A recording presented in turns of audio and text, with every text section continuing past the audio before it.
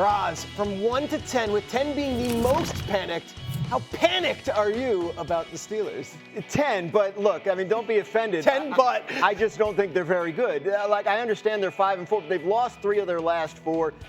They looked awful offensively against the Chargers on Sunday night. Aaron Rodgers looked old. I think this is a limited ceiling offense with a bunch of tight ends and an old quarterback, and it's a defense that's a lot worse than people are used to assuming. Joe, how panicked are you about their division rival Ravens?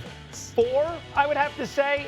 The Steelers, to Graz's point, are not cut from the cloth with a divisional title is won. Baltimore's got a great path coming up. Cleveland, the Jets, the Bengals, the Steelers, and the Bengals. There is concern, though. Lamar, since he's returned, is averaging about 3.5 yards per carry. He doesn't look 100% right. That obviously has to raise some eyebrows. Bart Scott, how panicked are you about the Green Bay Packers? I'm going to get a solid 6. I think they have to have more from Jordan Love. He's going to have to carry this team. Ever since Kraft has been injured, it's going to be more on his shoulders. And his defense, this vaunted defense with Parson and Rashawn Gary came up empty last week against the Philadelphia Eagles, which puts more pressure on Jordan Love. I'm concerned because the Lions seem to be surging. Now, yesterday on this show, we did a conversation, and Dan Orlovsky made the case that Jordan Love is actually playing quite well, and it's not his fault. And we went into that side of it.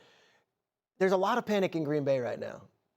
We look into the Giants side of it. Jameis is starting, and if you want to see our picks, one of us has the Giants actually pulling the upset, and it is you, Bart. And Joe, you got him with the points here, but Bart, make the case for the Giants to beat the Packers on Sunday. Special accommodation. Explain yourself. Explain my work. Listen, the beautiful thing about Jameis Winston is he's going to throw 5 touchdowns. You just don't know who he's going to throw them to. You know what I'm saying? Like, he can come out and look like the Jameis Winston last year with Cleveland that went and upset the Pittsburgh Steelers and was fine against that defense. Like, he's a guy that you just don't know. Like, he opens up so much space on the field, right? He's like trick or treat, right? You don't know what it's going to be. He opens up so much space vertically, horizontally, because he has the arm talent to throw the ball wherever he wants. And listen, you always talk about when a coach gets fired, like the team becomes galvanized and they start playing inspired. This defense is much better than what they've shown, right? And maybe this defense stands on its head a little bit when you have an offense in Green Bay that struggled the week before, and Jameis Winston could surprise us with one of those 400-500-yard games. Guys, or he can throw 10 picks. Guys, knowing the tone and the pulse of all these different markets, if the Packers were to lose to the Giants. Oh, bad news. I mean, there was an article in The Athletic this week saying that LaFleur should be on the hot seat. Yeah, I saw that. I don't know that for a fact that he is, but obviously hopes were higher, especially for the offense. Bart, you said that the defense came up empty against Philly. They gave up 10 points. In Green Bay's 3 losses this year, they've allowed 16, 13, and 10 points. Defense is fine. They only need the offense to be just good enough, and it should be much better than that. I think the Tucker Kraft injury is a big one because he was their big explosive play threat in the passing game. But he shouldn't be their only explosive play threat in the back. They should be able to scheme up explosives. They're just not doing it. They seem a little conservative. They seem a little timid. This is an opportunity. They should win this game handily. They should score a ton of points against the Giants. If they don't, I think we're having the same kinds of conversations about them next week that we've been having this week. So I'll say, looking at this matchup, right, and I'll start on defense for the Green Bay Packers. It's not like you're going against a quarterback in Jameis Winston that's elusive. It can get away from pressure and utilize his legs. So with that being said, when I'm looking at Rashawn Gary and Michael Parsons, they should have a field day because I don't believe in the Giants and their offensive line like that. Michael Parsons being able to line up everywhere on the defensive line can pose problems for the Giants as well. Now, let me get to the offense of Green Bay. Yeah, because but here's what people have to understand. It's been painful to watch this offense. And I hear you, Schrags, but coming into the season, you thought you were going to have Tucker Kraft, you thought you were going to have Jaden Reed, and you also thought you were going to have Matthew Golden. Their top 3 guys that they were expected to have from a pass-catching standpoint, they aren't even playing right now. So I think when it comes to Jordan Love, it's about moments and not having boneheaded plays. Jordan Love made some throws in the fourth quarter. You had 2 drops. You had one by Bo Melton. You had one by Dontavian Wicks.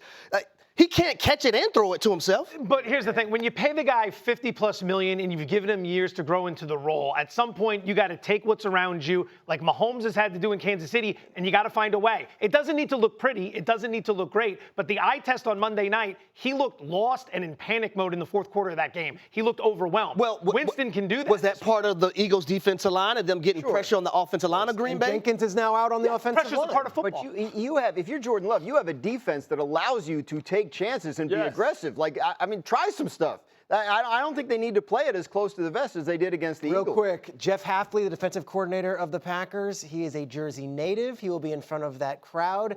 There's an opening with the Giants right now at head coach for next year. Something to watch if he wants to put on a show. The Chiefs are 3.5-point favorites on the road against the Broncos, who are 5-0 at home this season. I'm so confused. The Chiefs are out of the playoff picture. Joe, explain this line. Well, let's start with this. If Denver was a 2-point favorite, how much money do you think would come flooding in the sports books on Kansas City? So a big part of this is liability. You have Patrick Mahomes. You have Andy Reid coming off a bye. You have a Chiefs team that, despite the record, is still very much a top 5 team in terms of Vegas power rankings. On the other side, what do we make of Denver? The record looks good, but look at the one-score games record. Look at the regression of Bo Nix. There's one thing when you look at the record, and there's the other thing what the eye test tells you. Denver isn't nearly as good as that record indicates. Interesting. So, Graz, you're going to be on the sidelines for the radio call of this one. What do fans need to know about this matchup that they might not be getting anywhere else? So Denver, elite defense, obviously. They've won 5 games this year where they lost the turnover battle, which is, I mean, that's ludicrous. And it tells you the offense has work to do and the defense is picking them up. It's a defense that's playing without Patrick Surtain, who's the reigning defensive player of the year, but they've made up for that. It's not going to have its leading tackler, Alex Singleton, because he had cancer surgery last week. He's going to be good, which is great, but he can't play this week. So they're fired up. They would tell you, and I was talking to Zach Allen, one of their defensive linemen yesterday, that last year they went 1-6 in one-score games, and they made that a point of emphasis this offseason. They thought if we pay attention to the right kinds of details, we can turn that around in our favor. And so far, their record indicates that they have. 6-2 in one-score games this year. So we can sit here and say that stuff evens out over time. We're probably right. But in their minds, they feel like, hey, we did something, and they feel like they're better prepared to beat the Chiefs. Harry, you will also be on the call. On the radio, you'll be in the booth. What are you looking at? Starting with the Kansas City Chiefs and Patrick Mahomes, protecting him is the greatest thing that Kansas City can do. When you're looking at the Denver Broncos and their defensive line, they have 3 players that are top 15 in sacking a quarterback right now. They are relentless in doing so protecting Mahomes is at an all-time high. When I'm looking at the Denver Broncos offensively, it's about starting fast. They've had these slow starts all season long. I don't think you can afford a slow start versus Patrick Mahomes and Andy Reid and that offense of Kansas City. Bo Nix, can you play with confidence? Are you going to be confident? This is a game that you can't lose confidence in, especially who you're going against on the opposing side. He's sporadic in the pocket at times for no apparent reasons. He's leaving the pocket early for no apparent reasons. And when you look at certain throws that should be layups, he's not making those as well. Bart, I look to you because we started the show and you were like, Drake May, I don't know. But the same record is in Denver, and there's a different vibe around Bo Nix right now. Oh, so Jigger was wrong. Numbers can lie at times, right? Because it's not always the true indicator of what's going on. Like when you look at what's happening with Bo Nix, his feet is all out of place. Last week alone, he was 16 for 20 for 130. That's not sustainable. You know, this defense you're asking a lot of. And listen, one thing I trust is experience. And one thing Harry knows about November is when you make the dash for the cash, is when the cream rises to the top. That's right. And experience matters. That's why you see no panic Cheese in for the Baltimore. taco. Right. Cheese for the taco. And you talk about, Kansas City. They've been here before. They're not going to panic. They understand how important this game is. But does the pressure start to get to Bo Nix? Because he's heard the doubters saying that he's holding his team back. Does he press and maybe make more mistakes? He had to play at a better level. When you watched them, you saw them against the Jets in London. What was your reaction? I mean, listen, I wanted to gouge my eyes out. It was some of the worst football I've ever seen in my life. If I wasn't getting paid, I would have left at halftime. Okay. That's how bad it was. We are back on Get Up. I'm Peter Schrager. I'm in for Greeny today, and we have put together the Schrager Five. Together, this is a list that we have collaborated that is the 5 quarterbacks that could make the loudest statements this weekend. Number 5, Mr. J.J. McCarthy. Going up against the Bears. Remember, Minnesota right now is in 4th place in the bottom of the NFC North. McCarthy last week, after a good win against the Lions, went 20 of 42 with 2 bad interceptions against the Ravens. A lot of heat coming in on McCarthy and what he can't do. Can he get the win against the Bears and sweep his division rivals? Number 4, how about the reigning MVP? What was that last week? What was it? Maybe the most shocking loss of Josh Allen's entire career. And now the Bills have to keep pace with the Patriots, slipping from that home field advantage possibility, and now could be down 3 games. They play against a good Buccaneers defense. Josh Allen, the MVP, rise above. Number 3, how about Jordan Love? He heard it all week on this show. And he's heard all week on First Take, and he's hearing it all week locally in Green Bay. It's what Jordan Love has not been able to do despite a $55 million a year contract. Back-to-back bad home losses against the Eagles and the Panthers. They go to New York. It should be a winnable game. Jordan Love, what are you going to do? Number 2. How about Bo Nix? It's a very interesting predicament because they keep winning games, and yet Bo Nix seems to be playing worse and worse and worse. 4 interceptions in his last 3 games. On national TV, did not look the part against the Raiders. And now they play the Kansas City Chiefs and Patrick Mahomes. The game is in Denver. He's 11-2 at home as a starter. Bo Nix, have a game. And number 1, how about Sam Darnold? Sam Darnold, why am I showing this footage? Sam Darnold is playing against the Rams. The last time we saw Sam Darnold in a playoff game, it was against the Rams, maybe the worst game of his professional career. Right now, a win for Seattle puts them in the driver's seat to win the NFC West. A loss, and we're talking about what Sam Darnold can't do in a big spot. Fascinated about Sam Darnold in this game. Here is my list. Let's bring in the other gentlemen. And I start with Harry Douglas. Number 1 is Sam Darnold. Are you a believer? Or are you a wait-and-seer on this guy? No, I actually believe in Sam Darnold. I love what he's been able to do this season. 2 years in a row. A lot of people thought it was a fluke in Minnesota. Wrong, they were. Sam Darnold is balling out, and I love his connection with his offensive coordinator, Clint Kubiak. Now, I would say this. I believe Bo Nix should be number 1. But let's get back to Sam Darnold first. Let's talk about his ball placement. Jackson Smith-Jigba runs a slant. Look at the accuracy from Sam Darnold. Pinpoint accurate, only where his guy can catch the football. This next play is a touchdown to Jackson Smith-Jigba, another one on the season. Watch Sam Darnold as he play fakes. Mechanically, he's going to do everything the right way. Put the ball out there, get the defense flowing, flip your hip, Sam Darnold, make an accurate throw so your guy can just catch a touchdown. Pinpoint accurate from Sam Darnold. I love the way he's playing. Now, as we get back to this list, though, I love the simple fact that Bo Nix should have been number 1 on that list. Simple fact? Yeah. Why a simple fact? Because I think Bo Nix has an opportunity to. An opinion. I think he has an opportunity to bury the Kansas City Chiefs. It's big. It's So, big. like, take the opportunity. If you have an opportunity to try to bury Kansas City as much as possible, and you got booed last week at home, you have not been the reason why Denver has been winning.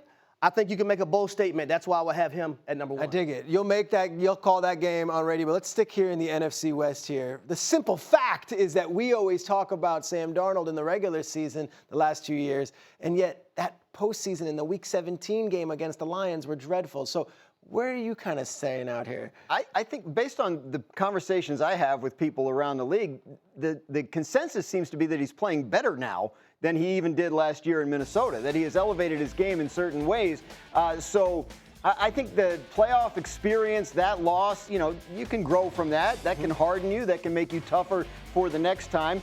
It's a significant game here. I think the winner of this game is the clear favorite in the NFC and possibly for the Super Bowl. Wow. Because based on the way everyone's playing right now, these 2 teams are playing the best.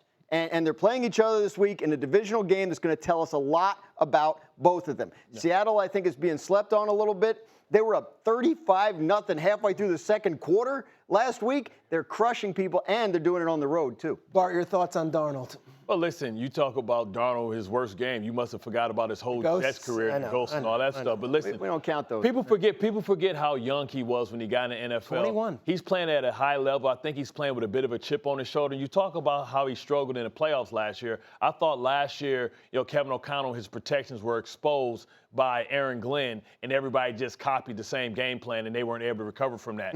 But listen, I like somebody that's gotten off the mat and picked themselves up because he's not easily broken. I think he's playing at a high level, his pinpoint accuracy, and he's become a true leader of that team. You talk about how dangerous the Seattle Seahawks are. Whenever you have the ability to get to the passer with 4, it gives you flexibility and coverages behind. They have the best receiver in football right now in Njigba, and I think Shaheed's going to create more space for him as well, so they can get explosive, easy touchdowns. You see his highlight package. Yeah. Those were explosive plays that are quick scores that only feeds that defense. Now, when you look on the other side with the Rams, I love the Rams and what they're doing. Matthew Stafford is my leader for MVP. No worries about the back. You know, they're playing at a high level. My only concern is Devontae Adams and his long-term health. Okay, I would just make this quick point. The 9 sacks that he was sacked last year in that playoff game against the Rams, he's been sacked 9 times the entire season this year for Seattle. Oh, look what happens when you protect your quarterback. That's huge.